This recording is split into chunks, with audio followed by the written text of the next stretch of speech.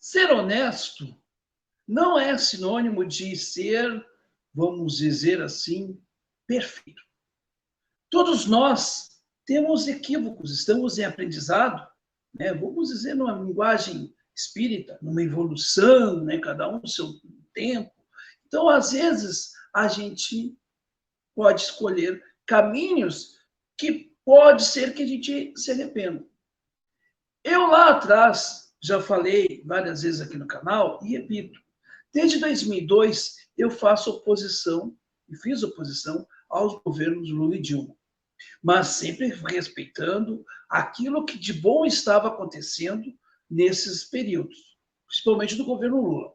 Mas veja bem, eu fiquei, né, de uma certa maneira, não digo magoado, mas decepcionado lá com o Lula lá atrás, quando houve a Carta ao Povo Brasileiro, e de uma certa maneira, quando começou a pipocar na imprensa a questão da Lava Jato como uma operação que iria apurar os desvios públicos, eu achei isso muito interessante. Aliás, continuo achando interessante que se depure a corrupção.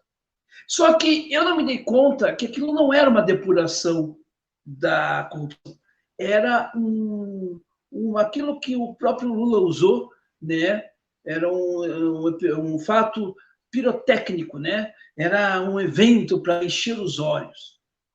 E aí, gente, eu, de uma certa maneira, caí um pouquinho lá no início, né, do pensamento lavajatista e depois eu vi, isso aqui não é para mim. Mas veja bem, o Reinaldo Azevedo sempre foi crítico à Lava Jato. E eu não entendia isso. Pô, o Reinaldo Azevedo é um cara de direita. E não é que o Reinaldo tem razão, e comprova-se a razão dele, pelos números, pelos fatos. Contra fatos não há argumentos. 2013 foi a gênese de tudo isso, de tudo que nós estamos vivendo. Eclodiu um movimento à direita e não à esquerda, como alguns apregou, que foi para as ruas para reivindicar o combate à corrupção. Na verdade, não aceitavam nem mesmo as medidas, vamos dizer assim, né, paliativas do governo Dilma e do governo Lula. Nem isso a elite brasileira aceita. Mas mais do que isto, o combate à corrupção naquele momento era, na verdade, o combate ao PT. Mas o que colocar no lugar do PT? Qualquer coisa. E qualquer coisa pode ser Jair Bolsonaro. Então, o Bolsonaro, ele eclode deste movimento. E este movimento dá voz a um sujeito que nunca teve expressão alguma, que sempre viveu nos bastidores como um rato, né, do centrão fisiológico. Mas Bolsonaro emerge exatamente nesse período. Mas mais do que nunca, isso também não é um movimento só de méritos do Bolsonaro ou de uma direita que se organiza. É também por conta de ações equivocadas da esquerda e de quem estava no poder, a esquerda que estava no poder naquele momento, deu instrumentos para que acontecesse o que aconteceu. 2016 é consequência não só de uma tradição golpista que nós temos, principalmente do lado da direita no Brasil, mas também por conta exatamente de uma não resposta a algumas situações que deveriam ter sido contidas desde a sua gênese.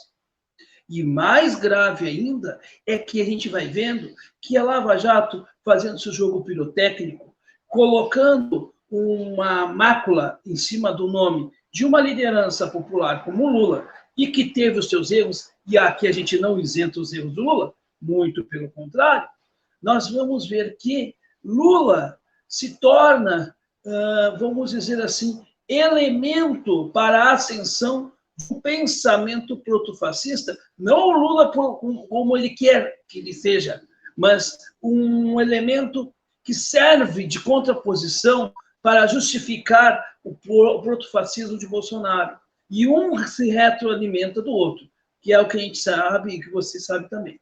Mas o mais importante disso é que a Lava Jato levou à ruína econômica do Brasil, que, na verdade, essa operação retirou do Brasil a credibilidade que há muito foi conquistada a duras penas, que estas relações premiadas respondiam a interesses, e a interesses que não era do esclarecimento em si, que a própria Vaza Jato mostra que a Lava Jato ela cometeu inúmeras ilegalidades. Inclusive, há fatos tristes, como, por exemplo, quando se comemorou o falecimento do neto do Lula, por exemplo. Eu acho muito nojento aquilo. Tenho certeza que você também. De gente ligada à Lava Jato, ou dessa direita também, né, que veio moralizando com esse discurso de moralismo de goela. E aí a gente tem aí a figura do Sérgio Moro, que, para mim, já é uma carta fora do baralho no pleito de 2022, porque exatamente ali, quando ele entrou para o governo Bolsonaro, ele escancarou a que ele veio. Ele não passa de um juiz, né, medíocre, ou de um ex-juiz medíocre, que queria luzes, né, que queria, como diz o Ciro, né, dar entrevistas, usar, né, jornalistinha toda hora, borboletinha, aquela coisa toda, né, para ficar ali, né, tendo visibilidade por conta de uma imprensa que deu notoriedade a isso. Então, o processo que tudo que nós estamos vivendo hoje é culpa, sim, de uma parte da imprensa, ou da grande parte da imprensa, que comprou o pensamento lavajatista, por parte da esquerda, que acabou dando munição para que isso florescesse, e, é claro, também por conta do sentimento e é uma palavra muito forte, de enganação que a população tem com relação à classe política, e que gerou aquilo que a gente chama de pensamento antipolítico, o que é muito danoso, porque uma coisa é a gente não concordar com o sistema político partidário que nós temos hoje. Agora, outra coisa é quando a gente nega a política, quando a gente nega tudo, como é a turma do Bolsonaro.